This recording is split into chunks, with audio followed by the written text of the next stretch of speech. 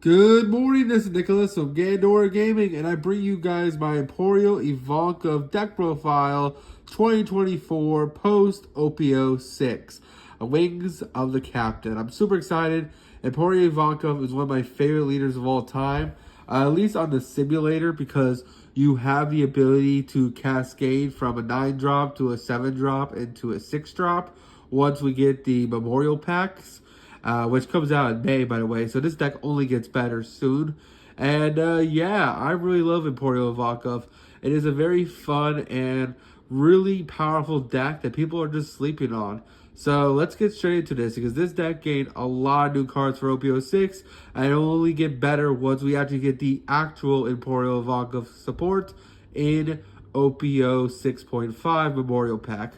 So let's get straight into this. So first things first, we have our leader, Emporio.Ivankov, who says during the end phase, you have 0 cards in hand, you draw 2. The whole gimmick of Emporio.Ivankov, at least most of her support, is that, hey, if you have 0 cards in hand, you draw 2. The idea is that you play a whole bunch of cards and, like, discard themselves in order to ultimately refill your hand and just keep, like, drawing infinitely, because you're just drawing every turn, which is really powerful. Now, most of those set 2 cards, which she came out, are a little outdated, but luckily, with the power of OP06, we have some really, really powerful generic blue cards that just turn this leader into a whole new beast. And let's talk about that. So we got 9 new cards for this deck. That being this lovely, powerful Sanji. The Sanji is worth every penny it's going for. This card is absolutely insane for every blue deck going forward, especially Ivankov. This card reads, hey, reveal the top card of your deck and play it if it's a 9 cost or less character other than Sanji. Then place the rest on the bottom of the deck. This card is absolutely incredible because it allows you to cascade your characters, especially since Ivankov was already able to do that with 7-drop Ivankov. So with Sanji now in the deck, we go Sanji on our 9-drop turn, play the 7-drop Ivankov on the top of our deck, which then will then play a what's it called? Impel down type character with 6 or less costs directly from the hand, which is basically summoning the equivalent of like 20 Dawn with 9 Dawn, which is absolutely insane. This card is going to be a must of 3 of to 4 of in the deck. I'm testing it out right now at 3. But I do want to see if boosting it up to 4 was the right option. I just felt like I didn't want to brick too much on non-counter. So I'm trying it at 3, and we'll see where it goes from there. But I think this card will be bumped up to 4 because this card is so good once you get into the 9 Dawn turns. Especially since this deck wants to go first. The whole point of this deck is that you're going to stack your deck just like Dolphy does. And you just want to have the ability to drop this guy on the field, look at the top cards, and just completely out-resource your opponent by summoning really powerful cascading monsters. The next powerful card that we got in this set is Pudding. Pudding is absolutely insane, and I think this card is a must-have 3 to 4 of going forward in all blue decks. This card is so good against so many decks, it's absolutely stupid. There's a reason why I put Sanji and Pudding in the cover of this thumbnail, because these two are absolutely incredible together, and Konami knew what they were doing. They gave us one of the strongest blue cards, and then they gave us the other strongest blue card. It's absolutely incredible how powerful blue got when it comes to generic support. Pudding has a simple effect where on play, you return all cards in their hand back to the deck, and then they shuffle their decks, and then they draw 5 cards. Basically saying, hey, the biggest issue with blue is like, oh, your opponent's playing yellow or red, and they have like 20 cards in hand, and you can't go for game.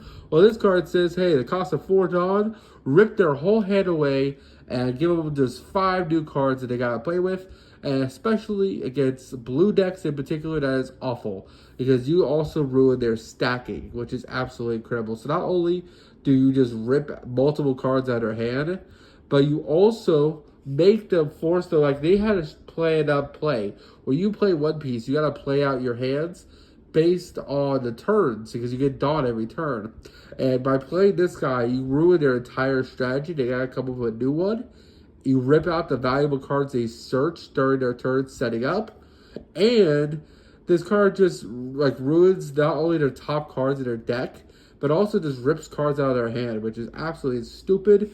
And it doesn't even send them to the grave. It literally shuffles them back to deck.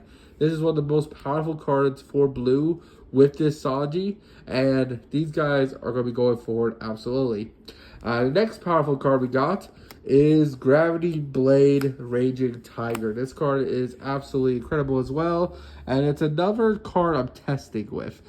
This was 3,000 Worlds, 3,000 Worlds, but this is basically 3,000 Worlds for one less cost. This card says, hey, place 2 characters with 6 or less costs on the bottom of the deck, and then any order. And then it also has a trigger to basically bottom deck a 5 cost or less, which is very, very powerful. The only issue I have with this card is that since it's such a high cost card, this is basically your whole turn. In Blue Dolphy, it's actually pretty solid because you can just bottom deck 2 guys and still have 3 Dawn left over, so you can do Dolphy's effect. But in Ivankov, the best thing we could do is activate his effect, and then with that last 3 Dawn, either play it on a character just so you can swing with it, or you just play the 3-drop blocker, Dolphy. But besides that, this cost is a lot, but it removes 2 cards, which is just absolutely incredible. And I think this is a must-have going forward. It's sub ratio. I'm still figuring it out. I like 3-3-3. I feel like that's just a good ratio. You see it, but not too much, and I just think that's perfect. Let's actually talk about now the Emporio.Ivankov cards, because of course we are playing Emporio.Ivankov himself. This card is always going to be a must-have for him. This card is so good. Basically, on play, you play a character with, I think, 5 or 6 less costs from your hand onto the field, as long as they're blue Impel Down cards. And then, if you draw cards up to 3, if you have 1 or less cards in hand, which is absolutely incredible. If you have no cards in hand on player, you just draw 3, which is absolutely insane. We're also playing 2 Monkey D. Luffy. This guy's solid, but he's not that great. The idea of him is that you could trash on player when attacking. You trash 2 from your hand to return 1 character with 4 or less costs, and then he gains double attack, which is pretty solid. This helps you push for game very, very easy. It helps you get rid of opponents' blockers who are going wide on you, and it's just a good card in general. We're also playing 4 Vanilla Crocodile, just because it's a very powerful 5k 7 cost vanilla that we can also play off our leader's ability. Also, since we're going, our turns are going to be 1, 3, 5, 7, 9. It's not a bad 5k we can just place on field during our 5 turn. Speaking of 5 turns, we're also playing X-Drake, so we're also able to spend this guy on our 5 turn. This guy is very important.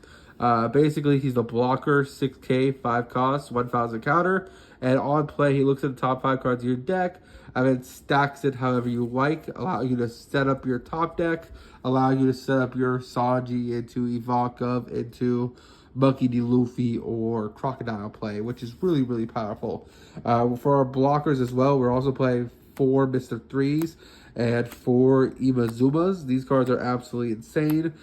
Simple fact that he can restate himself by trashing 1 card from hand, and the fact that this guy gains 2,000 power if you have 1 or less cards in hand, so this is a 4k 7,000 blocker, is just really, really powerful and just great in general. For our final few blockers we're playing 4 Basil Hawkins. This guy is also incredible. Simple fact that on block, draw 1 card, you have 3 less in hand, and then he gains 1,000 power. So he's a 4 cost 6,000 blocker, which is really, really swell. And he draws you a card. And of course, we're also playing the 4 Don Quixote Don Flamingo, because he also stacks the top 5 of your deck and also being a powerful blocker. As you can see, we're playing a lot of defensive cards. If you count real quick, we have 4, 8, 12, 16, 20 blockers in this deck, which is absolutely insane. And if I had access to the blue-green Zoro Sanji structure deck, we would probably play Duval as well, which we'll be playing 24 blockers in this deck, which is absolutely insane. Next, we're going to talk about our 2Ks. We're playing Kaya as our 2K. This could easily be the Impel Down 2K, It's called Mr. 2 Bon Clay.